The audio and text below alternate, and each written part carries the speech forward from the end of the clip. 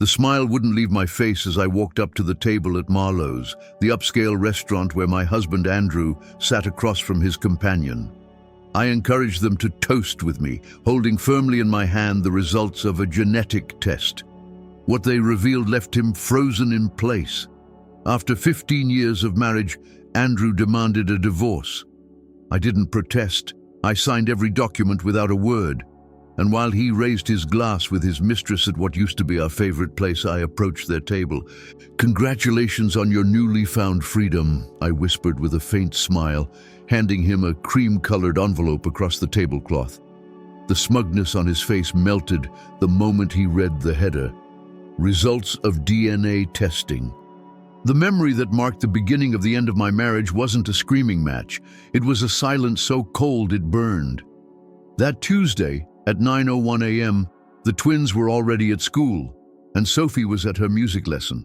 I was sorting laundry for the dry cleaner when I spotted the handle of a gym bag pushed behind Andrew's perfectly polished shoes. The zipper was slightly open. Peeking out was the cuff of a wrinkled shirt, the same one he claimed he'd worn during an emergency surgery the night before. But the stain on it had nothing to do with medicine. No active surgeon would step into an OR wearing a shirt smudged with such a blatant trace of red lipstick. I stood frozen, my heart pounding in my chest. 15 years of marriage collapsed into one irrefutable piece of evidence. The respected cardiologist, father of our 3 children, had another woman's lips printed on his clothing. The supposed perfection of our life shattered like glass on marble. The irony wasn't lost on me. For years, Andrew's colleagues called us the ideal couple, the Sterlings. He, with his steady hands, saving lives daily. Me, with my unwavering support and family devotion. Our colonial-style home, with its manicured lawn and white fence, was a picture-perfect American dream. "Eleanor makes everything possible," he would proclaim at hospital galas, arm draped around me with a champagne flute in hand. "I couldn't have come this far without her." The other wives smiled politely, but I sometimes caught a flicker of envy in their eyes. We had it all. 3 beautiful kids, financial stability, and a bond that had survived his grueling residency and the meteoric rise of his career. Or so I thought. Looking back, the signs were there. Andrew started spending more time at the hospital, citing staff shortages. His golf Sundays multiplied. Our conversations turned dry, limited to logistics, school pickups, home repairs, carefully planned dinners to boost his reputation. When he was promoted to chief of cardiac surgery last year, I threw him a surprise party. He smiled for the guests, but privately told me I had humiliated him in front of the hospital board. He slept in the guest room that night. "It's the pressure," I told my sister the next morning. "That role comes with a lot." "Men with power change, Ellie," she warned. I dismissed it as bitterness from her own divorce. The physical distance grew. He claimed to be too exhausted for intimacy after long operations. I bought new lingerie, planned romantic evenings, tried every magazine tip out there. He gave me half-hearted attention, always checking his phone. "Are we okay?" I asked one evening when he pushed aside his favorite meal. "I'm just tired, Ellie. It was a tough surgery," he replied, before locking himself in his study. Once the door closed, his voice became a whisper on late-night calls.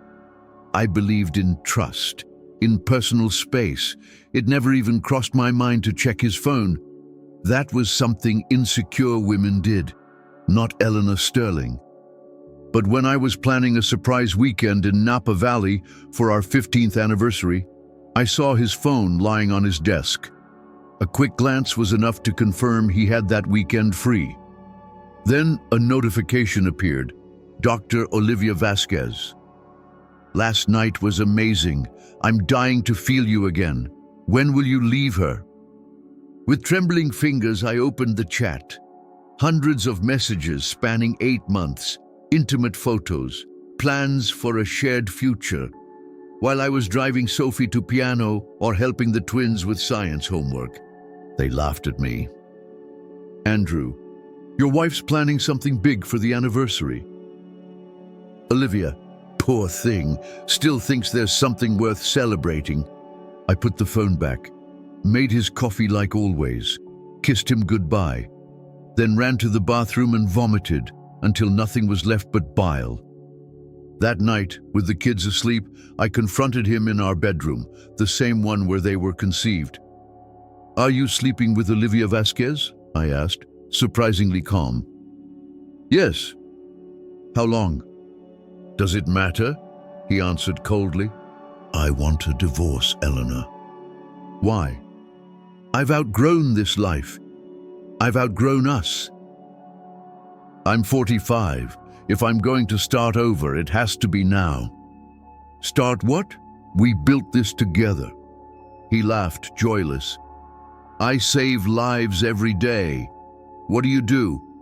Bake cookies for school fairs, match socks? I've come this far despite the dead weight of home life, not because of it. I had left my teaching career to support his dream, managed our home, raised the kids, hosted dozens of dinners to help him network. I'll make sure you're well taken care of, he added in a transactional tone. The kids will adapt. They always do. He slept in the guest room again. I lay awake all night, reliving every year of our marriage, wondering if any of it had ever been real. By morning, he was gone, off to the hospital. On the kitchen table, he left his lawyer's business card. Our perfect life was a mirage, and that lipstick stain was just the first crack in a foundation built on much darker lies. The next day, I scheduled a meeting with Clara Marks, reputed as the most formidable divorce attorney in the city. Her first instruction was firm and immediate. Document everything, Eleanor, especially the finances. That night, after tucking in the kids and telling them their father was just very busy, I opened the home safe. Sifting through 15 years of bank statements, I found something that made my stomach drop. Regular monthly transfers, $5,000, $7,000, even $10,000 to a company named Summit Holdings, Inc., registered in the Cayman Islands. Over 2 years, nearly $250,000 had vanished. The bank manager confirmed the account belonged to Andrew. He was the sole signatory. Is this normal in divorce proceedings? I asked Clara, handing her the printed statements. Hiding assets, yes, she said, adjusting her glasses, but this pattern is too strategic. Then she mentioned Dr. Alistair Figueroa, a former colleague of Andrew's who had left St. Jude Medical Center 3 years earlier. It took me 5 calls to track him down at a small family clinic about 40 miles out. His assistant was hesitant, until I said I was Eleanor Sterling. Mrs. Sterling, he said when he picked up, voice thick with remorse. I've been waiting for your call for years. We met at a roadside diner halfway between our cities.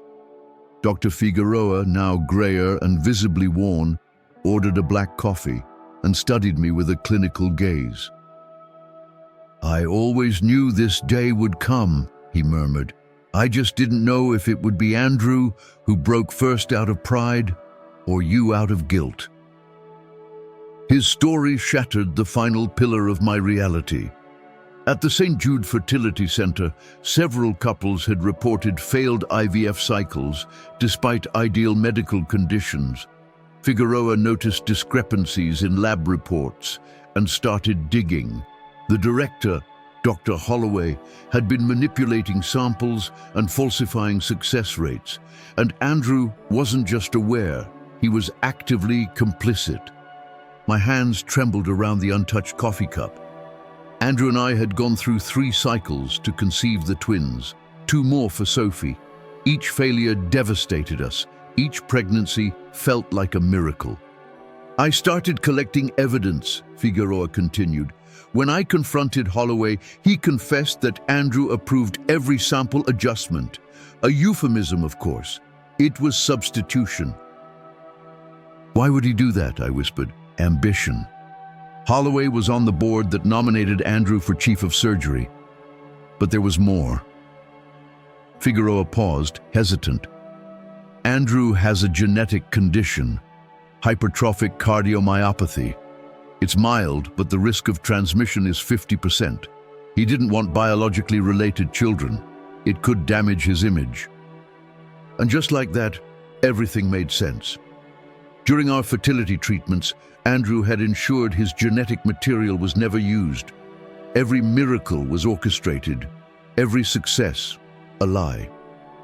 Figueroa handed me a flash drive with internal hospital records, signed authorizations from Andrew approving substitutions, including mine. That night I gathered hair samples from the kids' brushes and an old comb of Andrew's that he no longer used. I sent them to a private lab for comparison. The 2-week wait was excruciating. Meanwhile, Andrew pushed to finalize the divorce, claiming I was unstable. His lawyer bombarded me with threats and an insulting settlement offer. The results arrived on a Tuesday. The technician's voice on the phone was cool and neutral. The reports are ready. Would you prefer to review them by email or by phone? Email, please, I murmured. The clinical language did nothing to soften the impact. The alleged father is excluded as the biological parent. Probability 0%. I printed 3 copies, one for Clara, one for a safe deposit box in my name, and the third for an envelope embossed with the St. Jude logo I had taken from Andrew's office. My grief transformed into cold determination. This wasn't just about cheating or money. He had dismantled the very foundation of our family. Armed with proof, I began the slow, deliberate destruction of his empire of lies. I started by contacting other families who had undergone IVF at St. Jude under Andrew or Holloway. Dr. Figueroa gave me a list of potentially affected couples. Most refused to talk, afraid to question the origins of their long-awaited children. But 5 families agreed to meet. The Melmans had twins who resembled neither parent. The Patino's daughter had unexplained medical issues. The Johnsons, Garcias, and Wilsons all recalled miraculous pregnancies that coincided with Dr. Holloway taking a sudden interest in their cases. We were so grateful, Mrs. Johnson whispered, holding back tears. We had lost hope. My investigation led me to Moira Kelly, a former nurse who had worked at the clinic for 12 years. We met at her cramped apartment, its walls lined with filing cabinets and dusty boxes. I kept records, she told me, pulling a worn leather binder from a shelf with shaking hands. Patient names, procedural anomalies, signed approvals for changes. Why didn't you report it earlier? Her smile was bitter. I tried. I went to the hospital board, the ethics committee, even the police. Every time the case was closed mysteriously. Your husband has powerful friends, Mrs. Sterling. She showed me documents covering 8 years, sample swaps, altered consent forms, protocol violations. Andrew's signature appeared again and again. And what about me? Moira flipped to the page with my name and the dates of our treatments. Special instructions from Dr. Sterling, she read aloud. Replace sample due to quality concerns. Donor unknown. I photographed every page, every signature. Moira gave me the contact for Detective Torres with the Health Crimes Unit. Tell him I sent you. Detective Torres had been investigating St. Jude and Dr. Holloway for over a year. He said my case might be the final key. But we'll need more, he warned. Financial records, evidence of bribes, internal testimonies. While I played the role of the sad, dignified ex-wife, I was becoming an expert in legal investigation. I pretended to consider custody agreements, feigned interest in Andrew's insulting financial offers. You're being so reasonable, he said after one tense meeting. "I just want what's best for the kids," I replied sweetly. "That's all that matters." His confidence grew with every apparent concession. He began bringing Olivia to school events, introducing her to mutual friends, even letting her stay in his new apartment while he had the kids. Meanwhile, I was recording conversations, photographing documents, collecting evidence. I hired a private investigator to look into Olivia Vasquez's background. The report shocked me. She wasn't just a mistress and colleague.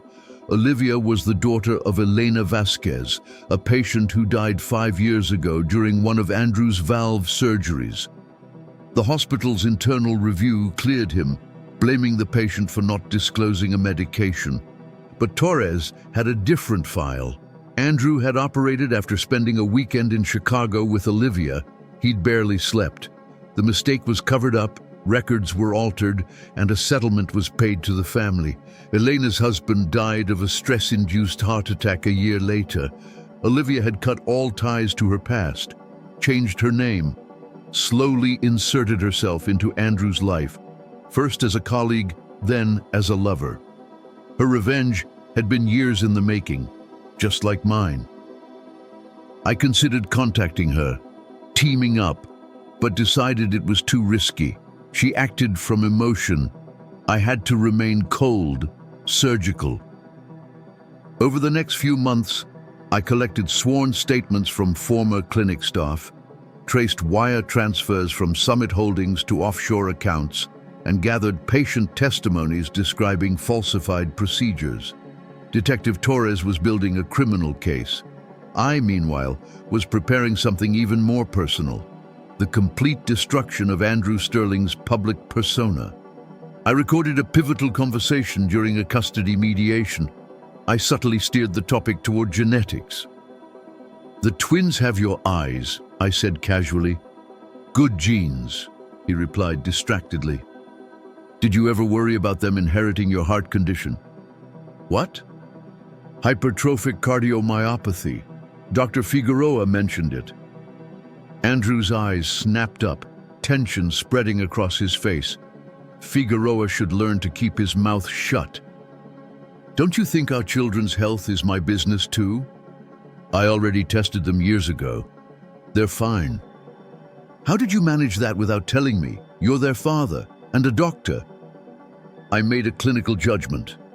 Every word was recorded. He admitted the disease, the secret tests, and his assumption of biological fatherhood. It was the final piece Detective Torres needed. And the timing was perfect. The annual St. Jude Hospital Gala, the most prestigious event of the year, was fast approaching. Andrew was set to receive the Physician of the Year award for outstanding ethics. The invitation, still addressed to both of us, arrived at our former home. Andrew messaged me briefly.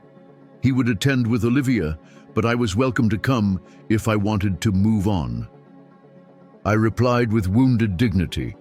At the same time, I arranged a confidential meeting with the hospital board chair and key members. I presented a portion of the evidence. An emergency session was convened just before the gala. Detective Torres would present the full case against Andrew, Dr. Holloway, and the St. Jude Fertility Center. That evening, as I slipped into my black dress, the one Olivia once mocked as a desperate suburban mom's attempt at glamour, I sent Andrew an anonymous message. "DNA results await you at Marlowe's after the ceremony." Marlowe's. The restaurant where he proposed to me 15 years earlier. A perfect place for the curtain to fall on this carefully rehearsed play. The envelope with the hospital's logo was in my purse. The authorities were on alert. Every detail had been planned with surgical precision. For the first time in months, I felt cold, clear peace. Andrew had spent 15 years building a palace of lies. I needed only one night to reduce it to ashes. The evening of St. Jude Gala arrived with cinematic flair. Heavy clouds blanketed the sky, the air thick with the threat of a storm, as if the heavens themselves anticipated the coming collapse. The ballroom was elegantly lit. crystal chandeliers, classical string music, flawless floral arrangements. I walked in alone, head high, the same black dress Andrew had once dismissed as too much. My hair pulled into a sleek chignon, diamond earrings sparkling, his 10th anniversary gift, glinting with every step as I crossed the room among the medical elite. I saw him immediately, surrounded by colleagues, radiating false humility. Olivia stood beside him in a sleek red silk gown, the same shade as that first smear of lipstick that had opened my eyes. Several board members fawned over Andrew, praising his career and charming companion. None of them knew they had just voted in a private emergency session to suspend him pending investigation. From a nearby room, I watched as Detective Torres presented the evidence: documents, testimonies, wire transfers, voice recordings. The faces around the table shifted from disbelief to shock to outrage. Dr. Evelyn Rios, the hospital board president, instructed her team to contact the district attorney immediately. Police officers were already stationed discreetly at each exit, waiting for the signal. Back in the ballroom, Andrew raised a glass, oblivious, toasting to his own imagined legacy. I mingled quietly, exchanging polite small talk with other guests. Many were the wives of surgeons who had always seen me as little more than Andrew's silent shadow. Their smiles were laced with condescension. "How brave of you to show up tonight," whispered Beatrice Ainsworth, wife of the chief of surgery, never taking her eyes off Andrew and Olivia. "I wouldn't miss the moment Andrew finally gets the recognition he deserves," I replied, with a smile that unsettled her more than she expected. The award presentation was brief.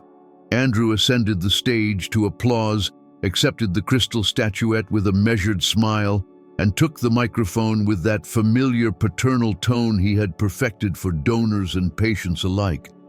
"Medicine isn't just science," he began. "It's a sacred trust between doctor and patient. Ethics must guide every decision, every intervention, every moment in the operating room." I watched him closely, a strange mix of disgust and awe rising in me. Olivia stood rigid beside him, her smile too taut, as if she could sense something was off.